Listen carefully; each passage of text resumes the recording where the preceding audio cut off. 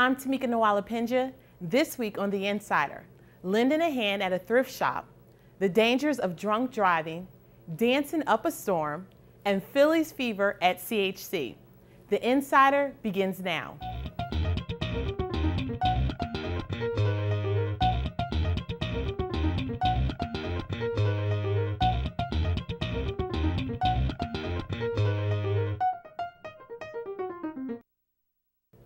Last week on campus, the focus was on alcohol and the dangers of drinking and driving, a combination that can be fatal.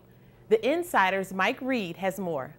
Well, Chestnut Hill College, welcome to the activities update with Frank BRUNO and Ed HEPWORTH. So Frank, tell us about this past event, Alcohol Awareness Week. What does it mean? What's the bigger message behind this event? Well, we had the Blackout Day, which represents 1,700 students who die annually from some sort of alcohol-related death. And they wore this shirt for a full day, and they did not speak at all. It was a day of silence in remembrance of all those people who had died for alcohol-related deaths, and also just to, make students aware of what alcohol really does to someone and how serious it can be and can lead to death. Well, and I know it has something to do with FAD, so tell us, how's FAD involved with this event? Well, FAD stands for Fighting Against Dangerous Decisions, and we always think that it's a dangerous decision when you drink too much, especially in excess. Like Frank just said about the alcohol deaths, that's just shocking. Like, would you think that 1,700 kids die a year from alcohol-related causes? I mean, that number can be lowered, and here at Chestnut Hill, we're trying to do that. One of the events we had this week was the tricycle race, which used beer goggles. Beer goggles are these things that you put on that distort your vision, so it kind of looks like you're drunk, supposedly. If you ride the tricycle and you're trying to make it around the old gym, you're not going to see right.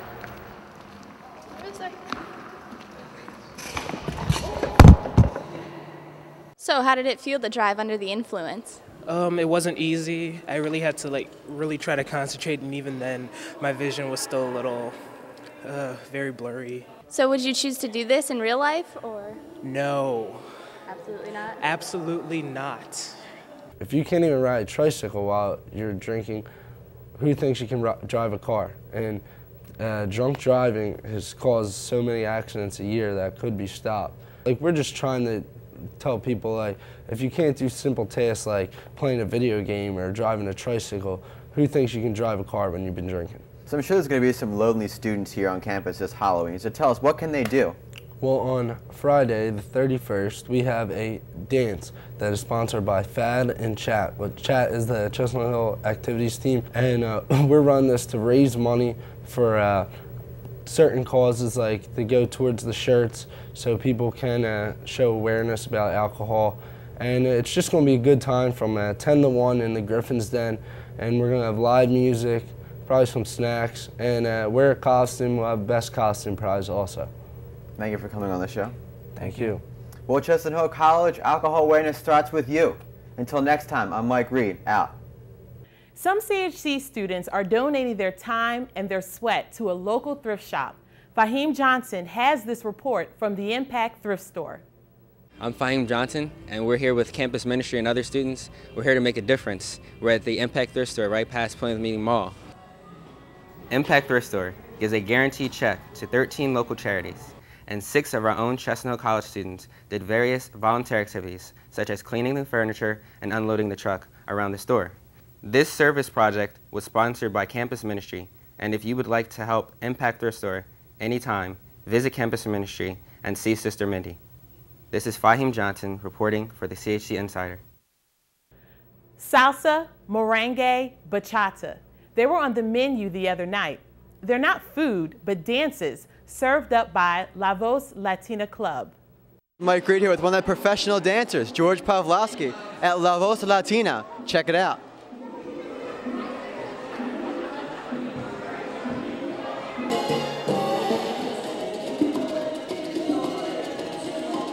They came up with this concept of having the salsa dances and just having a good time, getting to learn the culture and learning the different types of dances as well. and you're tearing it up out there. Tell us, how did you get that experience? Oh, well, actually, my dad's from Puerto Rico, my mom's from Panama, so, and my grandma, she used to take me to little salsa competitions when I was younger, so I'm a little rusty, but I'm trying. What would you say to an aspiring dancer? Just keep up, keep practicing, you know, have fun. That's what it's all about.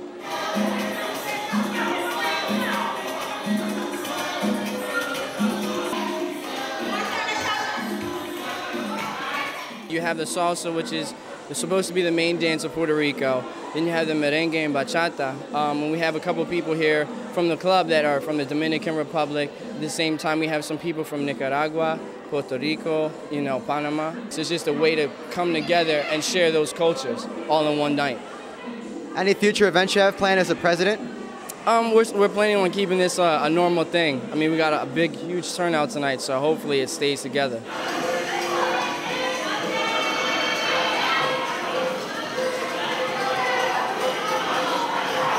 It's kind of difficult at first, but once you get going, you know, you can't stop. You just keep rolling. So why don't you show us a move? Oh my God. Yeah. All right, all right.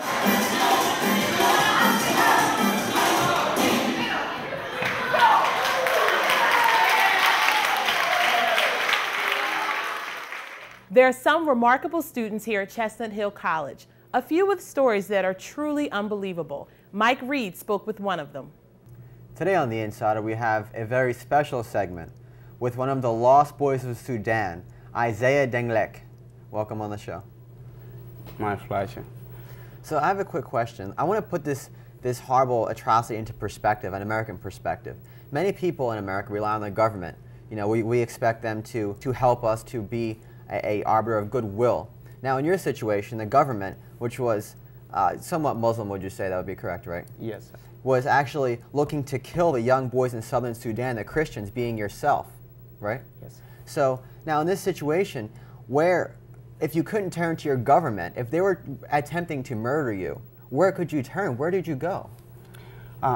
Actually, Mike, to begin with, in Sudan, like if the government turn against you, you know it's a bad situation. Of course. Because you have no place to hide yourself, and you have no place to run to, because the whole country is the entire government thing. So it would be fine when the other part of the country went against the government, but when it is the government who went against its own people, it's kind of hard to hide yourself. Yeah.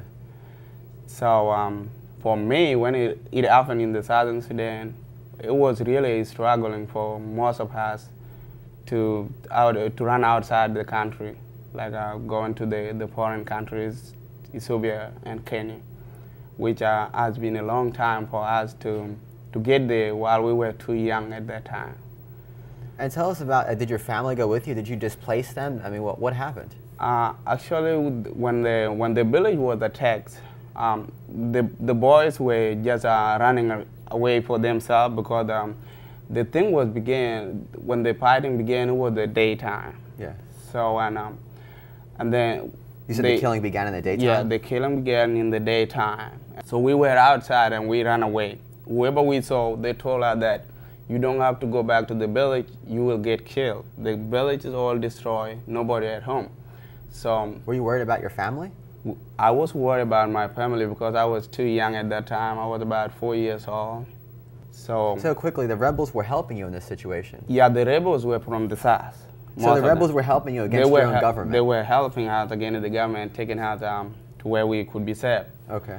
So they escorted us from Sudan to Ethiopia, whereby we've been there for 3 years. So you don't know who your family is, so you have no idea where they are? I have no idea where they are. I don't even know how they look like. You don't even know what they look like? Yeah, because I was 4 years at that time when this happened. So, and I didn't see them since then until today. So tell us, how did you get to America? The way I get